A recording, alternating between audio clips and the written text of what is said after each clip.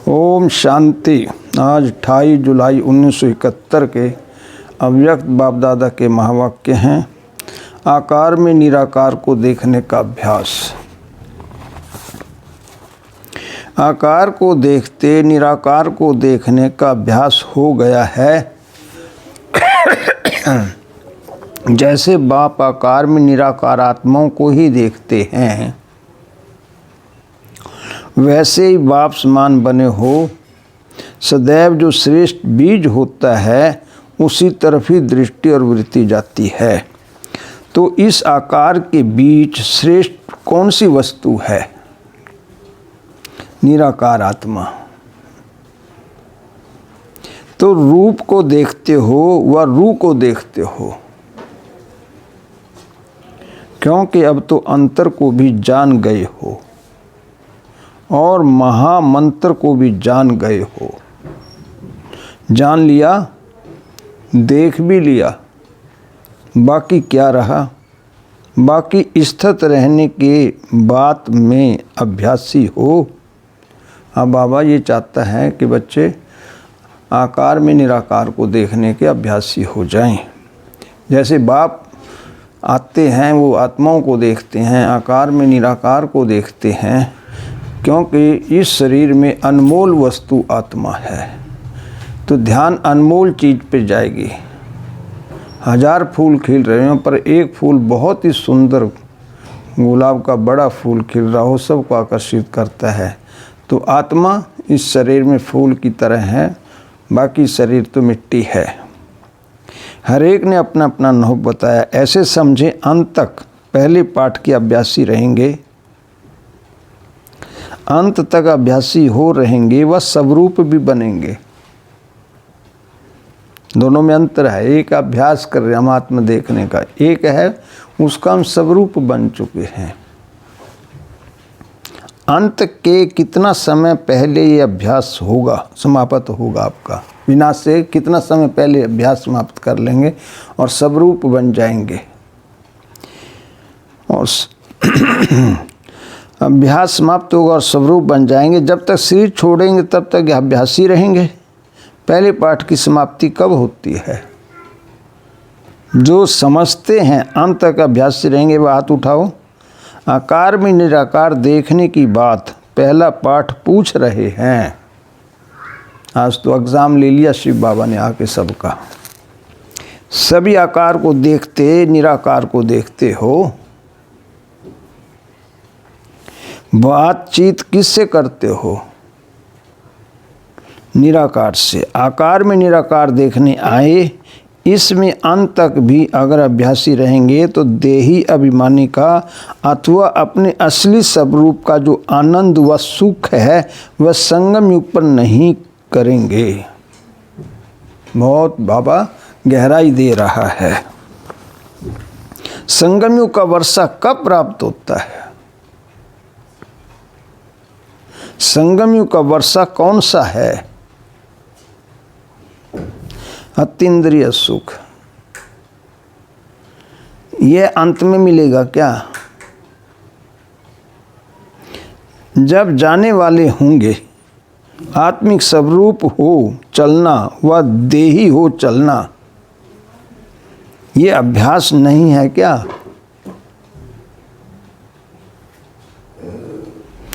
अभी साकार को व आकार को देखते आकर्षण इस तरफ जाती है व आत्मा तरफ जाती है।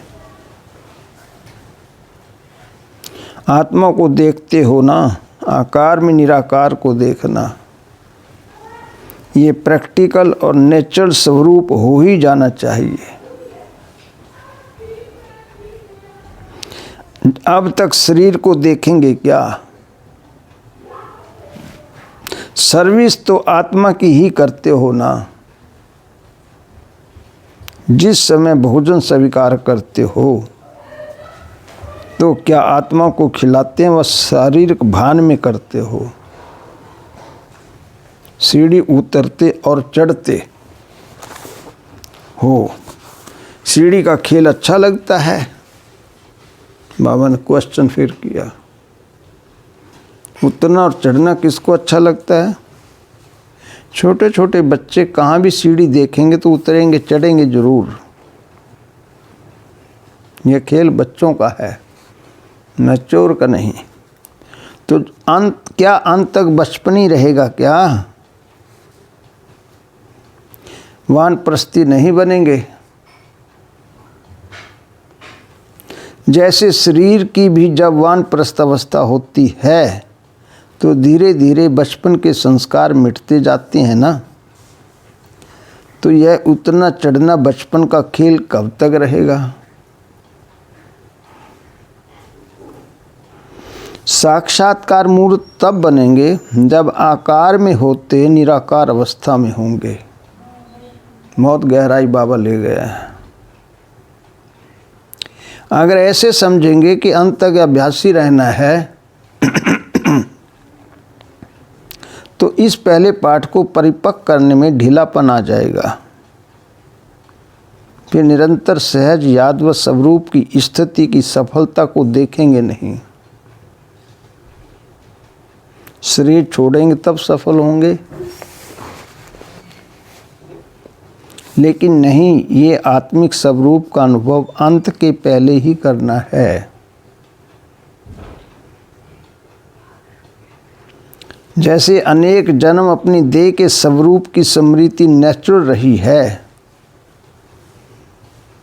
वैसे अपने असली स्वरूप की स्मृति का अनुभव भी थोड़ा समय भी नहीं करेंगे क्या? यह होना चाहिए। यह पहला पाठ कंप्लीट हो ही जाएगा। इस आत्माभिमानी की स्थिति में ही सर्व आत्माओं को साक्षात्कार कराने के निमित्त बनेंगे। तो ये अटेंशन रखना पड़े। आत्मा समझना यह तो अपने स्वरूप की स्थिति में स्थित होना है ना। जैसे ब्रह्मा कुमार व ब्रह्मा कुमारी कहने से ब्रह्मा बाप व ब्रह्मा कुमारपन का स्वरूप भूलता है क्या?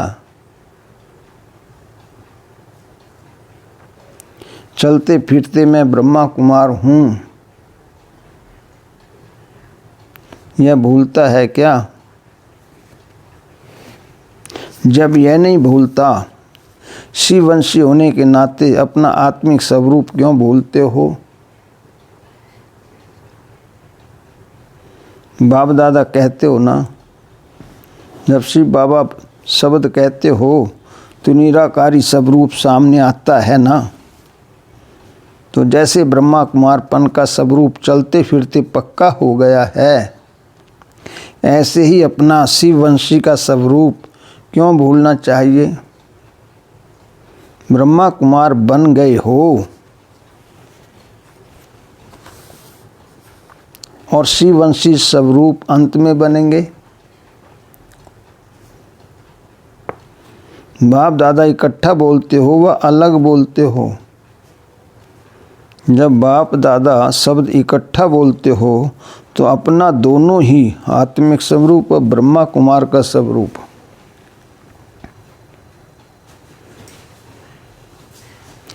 दोनों ही याद नहीं रहता। ये अभ्यास पहले से ही कंप्लीट करना पड़े। अंत के लिए तो और बहुत बातें रह जाएंगी। सुनाया था ना, अंत के समय नई नई परीक्षाएं आएंगी। जिन परीक्षाओं को पास कर संपूर्णता की डिग्री लेंगे, अगर यह पहला पाठ ही स्मृति में नहीं होगा तो संपूर्णता की डिग्री भी नहीं ले सकेंगे। डिग्री न मिलेगी तो क्या होगा? धर्मराज की डिग्री निकलेगी। तो ये अभ्यास बहुत पक्का करो। जैसे पहला विकार एकदम संकल्प रूप से भी निकालने का निश्चय किया तो उसमें विजयी मेजॉरिटी बने हैं ना। अपनी प्रतिज्ञा के ऊपर मदार है। जिस बात की फोर्स से प्रतिज्ञा करते हो तो वह प्रतिज्ञा प्रैक्टिकल रूप ले लेती। अगर समझते हो ये अंत का कोर्स है तो फिर रिजल्ट क्या होती है? प्रैक्टिकल नहीं होती है, प्रैक्टिस ही रह जाती है। ये बातें तो पहले क्रॉस करनी हैं। अगर अंत तक क्रॉस करेंगे तो कंप्लीट अतीन्द्रिय सुख का वर्षा कब प्राप्त करेंगे? कई बातें ऐसी हैं जिसमें हरेक ने अपनी अपनी यथाशक्ति क्रॉस करके प्रैक्टिस के बजाय प्रैक्टिकल में लाया है। कोई किस बात में, कोई किस बात में। जैसे लौकिक देह के संबंध की बात कोई प्रैक्टिस में है, कोई प्रैक्टिकल में एक ही अलौकिक पारलौकिक संबंध के अनुभव में है। स्वप्न में भी कभी संकल्प रूप में देह के संबंधित वृत्ति और दृष्टि न जाए।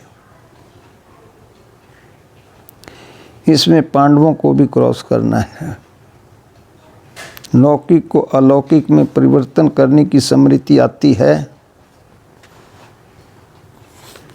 तो वह हुआ कल्याण अर्थ। आप तो मधुबन भट्टी में रहने वाले हो ना,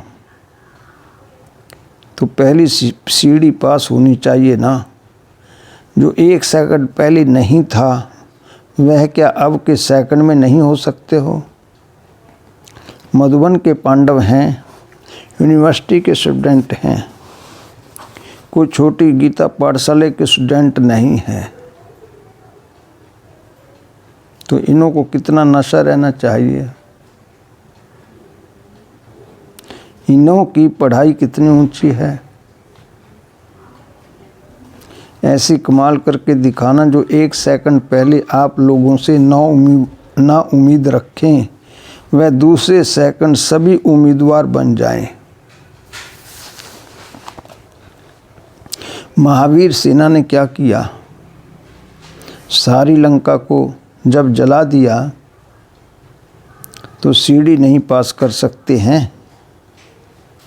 पहली सीढ़ी तो बताई, दूसरी सीढ़ी है कर्मेंद्रियों पर विजय,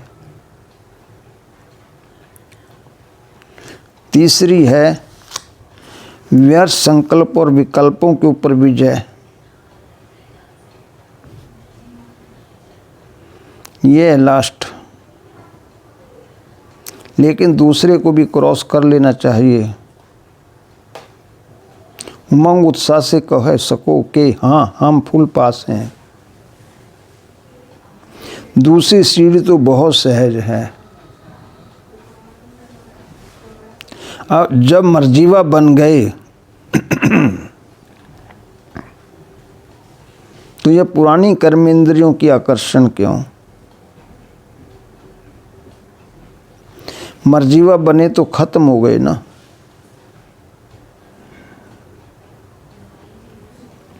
जैसे जन्म पत्री बतलाते हैं,